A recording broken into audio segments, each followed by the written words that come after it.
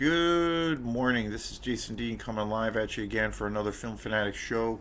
It is Tuesday morning at 11:25 and another kind of cloudy day, but we've had such weather has been just so spectacular. We definitely need some rain though. We haven't had rain in feels like months, but otherwise it's been pretty spectacular. We are a second our second day into the fall season of 2025. So, hope everyone's doing good. I want to give a big shout out to a lot of the folks who have been commenting and subscribing to this channel last few weeks. It's been pretty busy here, I guess you could say, at Film Fanatic headquarters. I've been responding to a lot of cool comments from a lot of folks, a lot of new subscribers, and really appreciate it. I honestly, without a doubt, couldn't do this crazy shit without you guys and the support. And it's always it's always about sharing your passion for whatever it's worth, and then finding other like-minded people out there. So really appreciate it.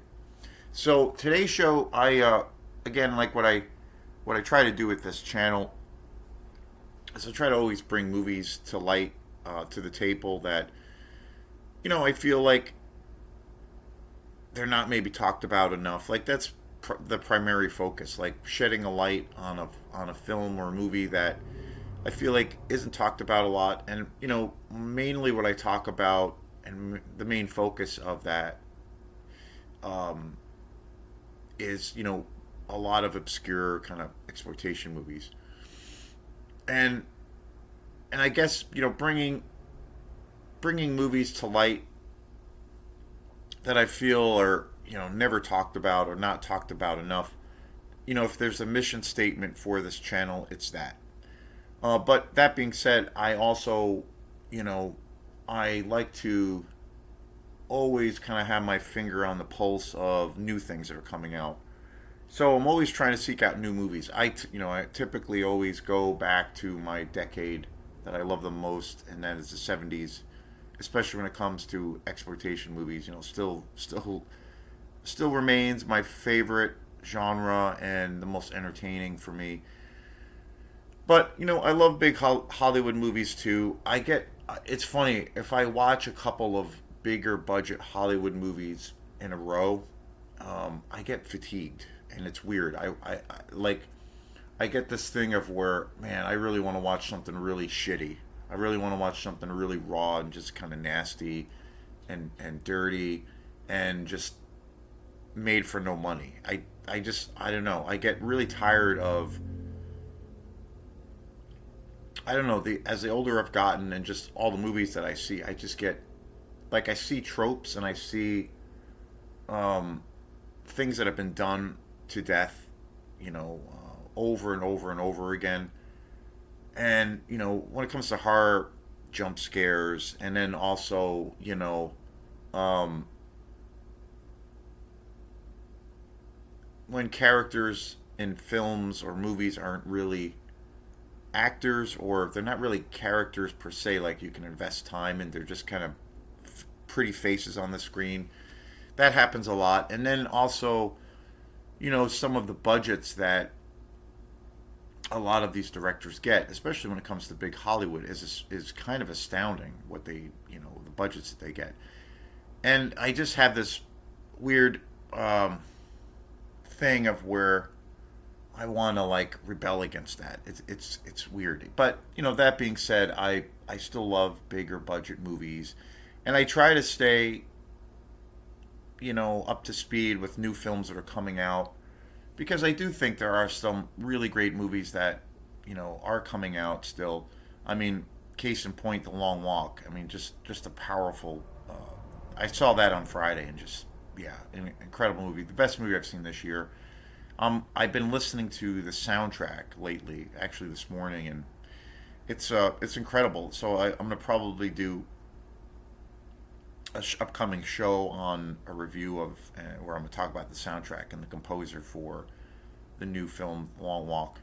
But anyway, that being said, I like to stay contemporary and stay new and true to new films that also come out. And today's show is on a movie that just came out on DVD, Blu-ray, and that is a clown in the cornfield, and it's a new slasher film, or at least that's how it's billed. It's billed as a clown slasher film, and it's interesting. I have an interesting kind of, well, little story or stories around how I came into knowing about this story, and then the film itself, corn and clown in the cornfield, and it just came out. I think it came out last week. Brand new release. It had a limited. I believe it was in theaters, but it was like a limited release. So, going back, how I discovered this whole kind of thing about 3 or 4 years ago. I started basically when I started this channel, which is about 3 years ago now.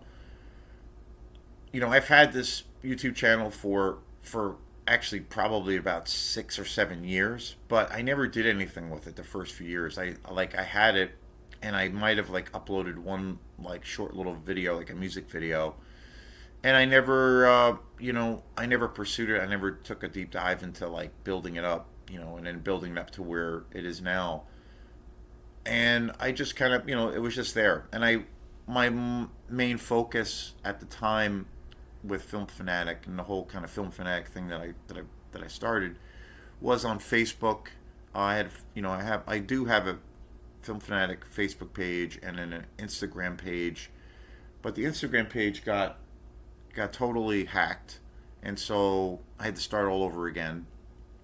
Film Fanatic page on Facebook was doing really, really well. It's building up a lot of content and followers, and then during COVID I started doing live videos, and that was kind of my first dive into doing video production stuff, and it was a lot of fun. And I did a lot of videos with that and learned a lot. And then I just noticed that there was a big bump in people checking out the videos and the page and all that kind of stuff. But last few years it's been really weird, and I know a lot of other people have noticed it, but Facebook is, well, it's kind of fucked up, like most things in life. But Facebook is kind of fucked up. There's like this weird thing with algorithms, and I remember seeing this thing a couple of years ago where Zuckerberg had put this weird cap on certain businesses, like if you have a business page, or like technically what I do with Film Fanatic, the Facebook page, it's under the guise or under the label as a business page. And there's this fucked up thing where they kind of put this, like, no matter how much work you were putting into the page, whether you were making money off of it or not, but and the money you would make would be barely anything. But I wasn't making money off. All of this stuff is pure passion based, but still technically falls under the thing as a business page. I was putting more and more work into it, as and I was doing a lot of videos and reviews and all this shit. And I saw this thing where Zuckerberg had put this weird cap where you suddenly, if you had, say, 500 people following you, only half of those people would see your content or get notifications. And there was like this weird cap that he was putting on a lot of these companies, upstart companies, that were putting up business pages. And it was just really, really weird, and the algorithms all fucked up. And I noticed all of a sudden there was this weird drop where I was putting all of this stuff up, and even more, and there was less and less activity. And that really turned me off to the whole thing. And I still use Facebook. I use it. I have a personal page, and I just use it mainly for music stuff. But it's really weird. So I ended up switching over to YouTube, and that got me into doing that, and the rest is history. But around that time, when I first started using this channel and proactively using it, which was about 3 years ago, where I started making it into a regular thing, and now that's my main. Now this is my main focus. I started, of course, like trying to learn about content, how you do videos, how you present them, all those things. So I started, getting into checking out a lot of other, YouTube guys and girls that were, doing it at a small level, and then guys and girls that were doing it at a big level, like big YouTube guys, and then eventually coming across people that were doing all kinds of horror shows and a lot of great videos and a lot of great content, and then people that were also like making money, or things were monetized and people were making money off of it, and some that were making a living off of it. So really cool experience. And during that time, I discovered there's a handful of YouTube guys that I watch regularly, and you got to sift through it. There's a lot of crap, and then there's like a lot of good, great stuff, great things. But one guy I discovered just kind of randomly was this guy Adam Caesar, who had, or still does, has a YouTube channel, and basically it's all like horror exploitation movies. Really really cool, really smart guy, pretty young guy. I think he's like maybe in his mid to late 30s, and I really was digging his channel, and it was all specializing in a lot of horror exploitation movies, and I learned a lot from watching that channel, and I used to check it out all the time. And then over a period of 6 or 7 months, I was still watching his channel, and I noticed that he started doing he had these other segments on his channel where he was reviewing books and horror books, and like mostly new horror contemporary books that were coming out. And I saw that he had like a literary aspect to his channel. And then a few months later, he was talking about I had watched a video where he was kind of talking about his life and his career, and he was saying how he was an author, and I had no idea. And I was like, that's really interesting. And he was talking about, books that he's writing, and then books that he's published, and all of these things. And I was like, oh wow, like that's pretty awesome. And then for whatever reason, I ended up not checking out the channel as much, and I started getting, I started checking out other channels more and more, and I kind of left it where it was for whatever reason, and it was interesting. And then fast forward about 2 or 3 years later, I I saw another a YouTube channel that I watch, Cody Leach. He was talking about being at this horror festival, and one of the movies that premiered there was this movie called Clown in the Cornfield, and for some reason it sounded familiar, like I had heard that title from somewhere, but I wasn't sure where.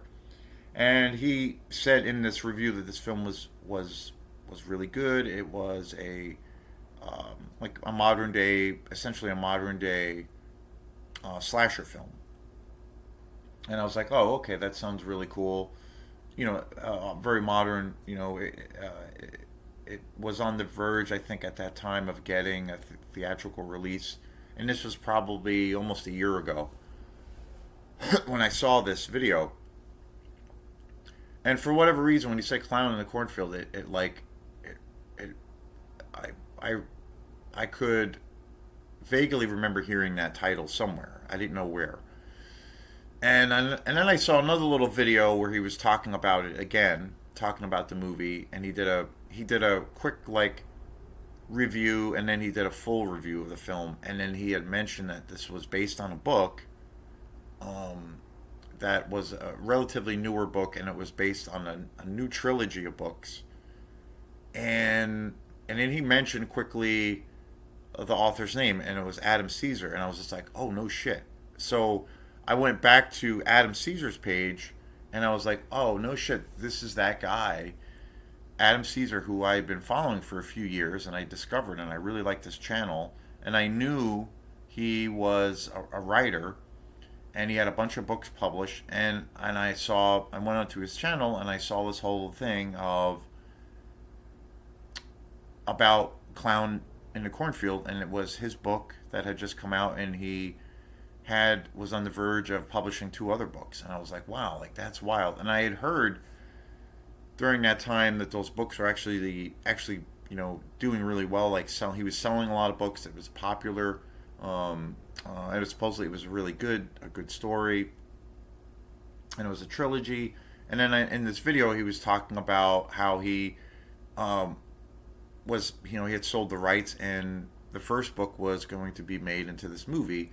And fast forward to now, and that story is Clown in the Cornfield. And I was like, that's pretty wild.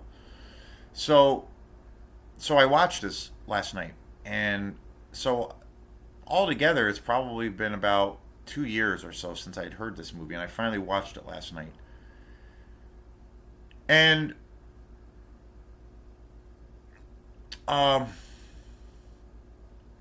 I have some mixed things about this movie. I think the timing of this movie coming out is, well, the marketing of this movie, obviously, it's come out during the same time or the time frame of the Terrifier films, of course, which I am not really a big fan of those movies. I think they're really overrated. I've only seen the first one, though. I have not seen the other two, but I generally think that those films are, or that film is kind of overrated, overly hyped.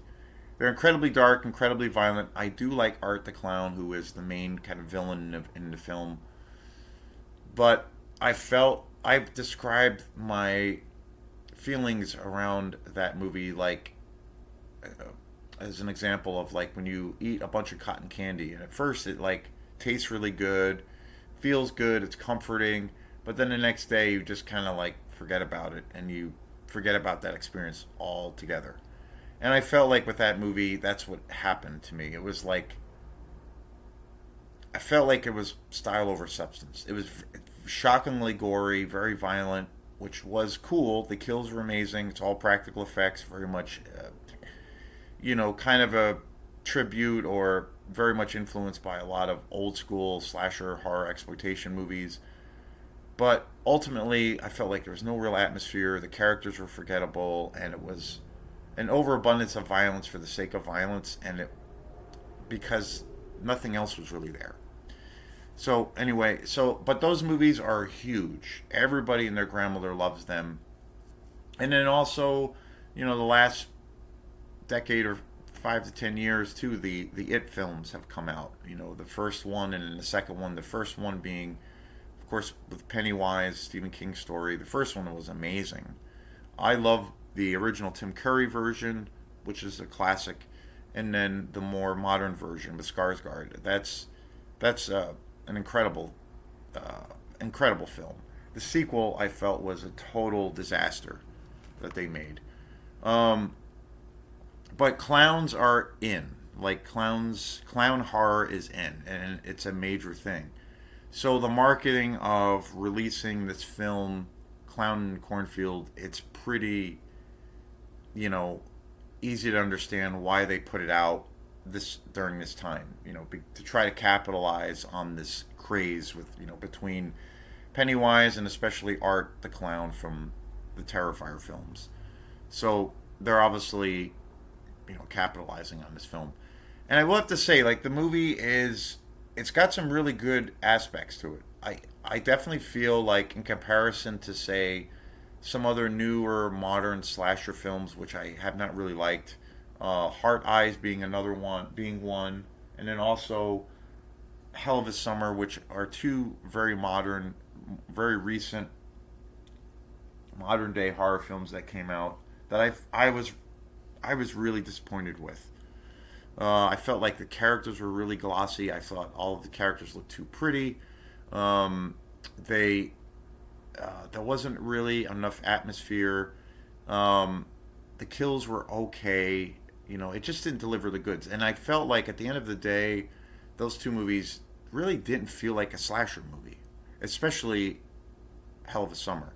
But I will say, Clown in a Cornfield, especially the first couple acts of this movie and the beginning of this movie, the opening sequence to Clown in a Cornfield is really really good. And the same thing goes for Hell of a Summer. It's a really great opening, and then after that, it's just like, where do you go next? And nothing seems as quite as exciting or thrilling. But with Clown in a Cornfield, I will say that one of the good things about this movie is it does feel like a slasher movie. It has some pretty cool atmosphere. Um, Friendo the clown is pretty a pretty cool character. He's pretty scary. Um, and it does feel like a slasher film. And the movie does have a lot of humor. There's been a trend with like these hybrids of like comedy slasher films that have come out, and especially those two movies that I mentioned that are not very good, and I think they're overly hyped. But this movie definitely has some pretty funny moments. It definitely has a comedic. It's definitely like a a hybrid of like comedy, slasher, horror film of a horror film. Those three kind of things thrown together. Um, and and again, I think the atmosphere is pretty good. I think the cast is pretty good. It does feel, if you're a slasher maniac, like I am, like slasher films being my favorite, as far as creating that world and putting you in that world, it does feel like that experience. It does feel like you're actually watching a slasher movie, which was cool. And I did appreciate that quite a bit. So the first two acts are pretty good, and I thought the kills were there's a few kills in the film that I thought were really cool. The atmosphere is there, good cast. For the most part, there's some good comedy. Um, but I will say when it gets to a certain point, and I think another good thing about Clown in the Cornfield, another good aspect is it does shift a little bit and it messes a little bit with your expectations, but I think in a good way. It kind of shakes things up a little bit. There's a little bit of a more of a plot reveal as you go, as in regards to um, Friendo the clown and what he actually is and who he actually is, and how people are perceiving him.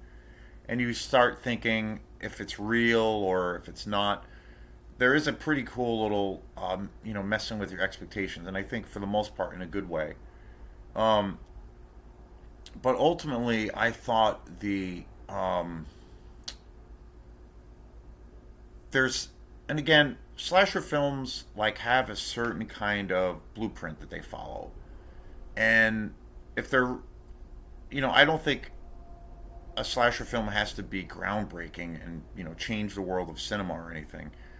But there's a certain kind of blueprint that you kind of expect when you see a slasher film. You have a group of teenagers or young people in distress. They're in a cabin in the woods or they're in some isolated area. There's a masked killer who's picking them off one by one.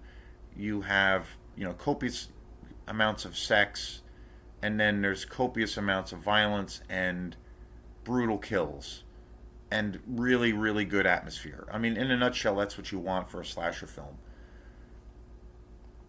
And this film does that. But, also there that comes with, well, to a degree, baggage because that thing has been done many, many times following that blueprint. And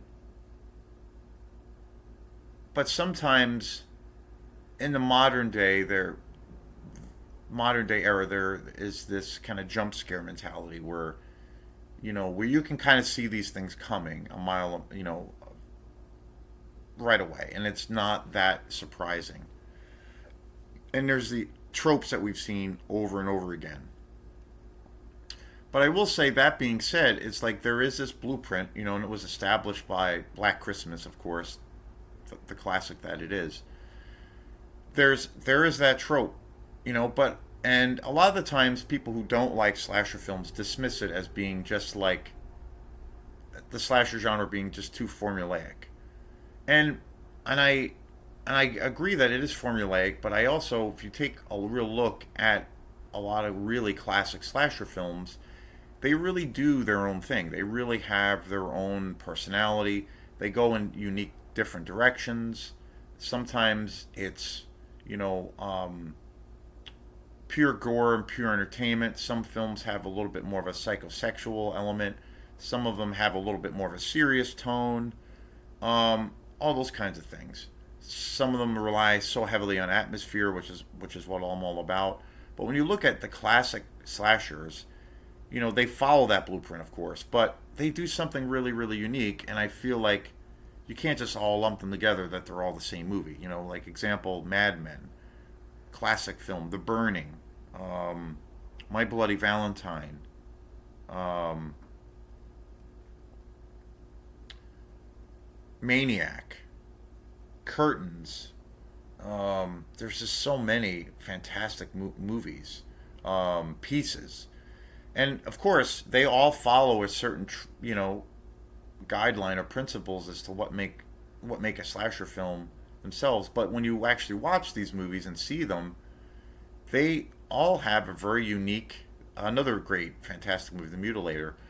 They all have their own unique voice, and they all have something different to kind of say and add to it. So I don't feel like it's justified to say, oh, they're just all like carbon copy of a carbon copy. They're all just generic. No, those movies have so much life to them and they're fun, but they have their own personality.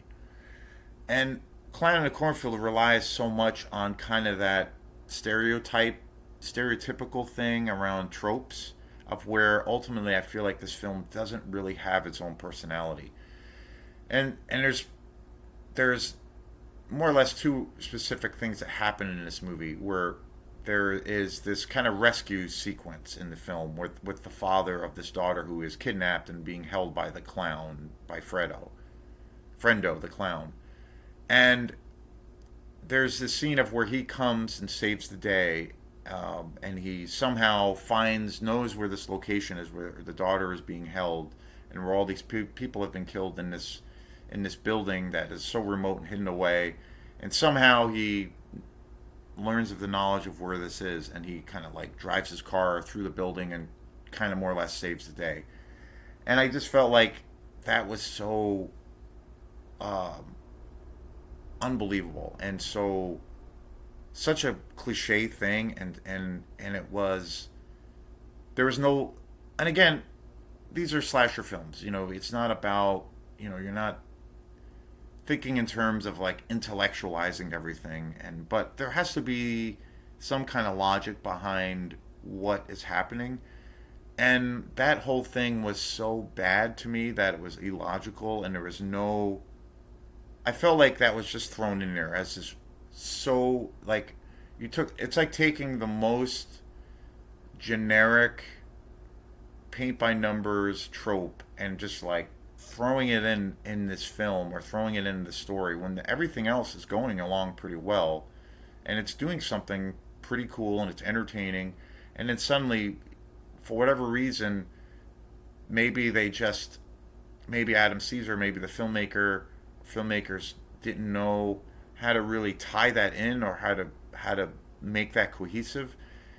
And so they just throw this scene in there, and to me it was just so bad, and it was just so illogical and ridiculous, and there's no rhyme or reason how the father would know where this place was.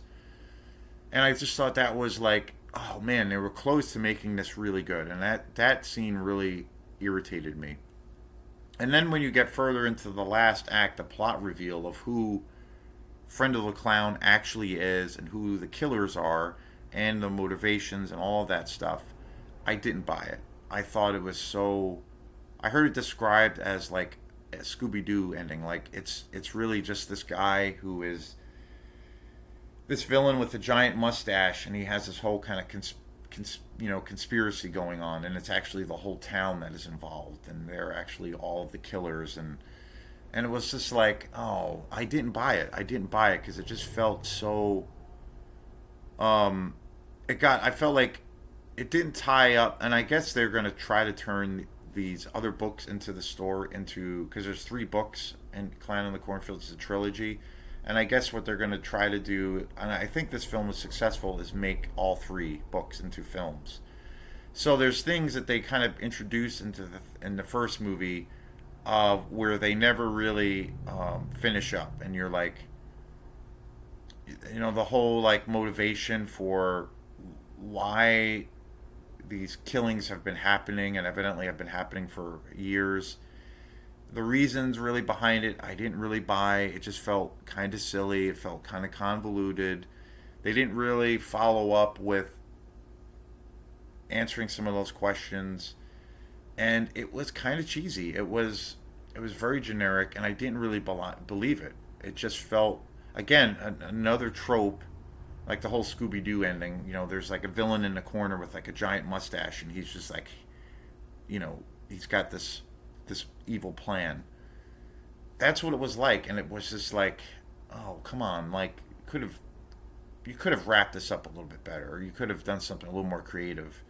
But it just felt like it got really cheesy, really, really generic. I didn't like the ending really at all, and it was disappointing, and I was let down by it. And again, just like the horrible trope with the father finding where this space, this house is where they are, or this building, that there's no way in hell he would know where they are, or where his daughter is being kept, and where all of the other people are. There's no way in hell, like, which is such a bad trope. I felt like the way they built in this ending was the same thing, and it just didn't make it just got too convoluted. They could have kept it a little bit more simple and cohesive, and it was just kind of silly. And it was such a bad trope that you've seen so many times before.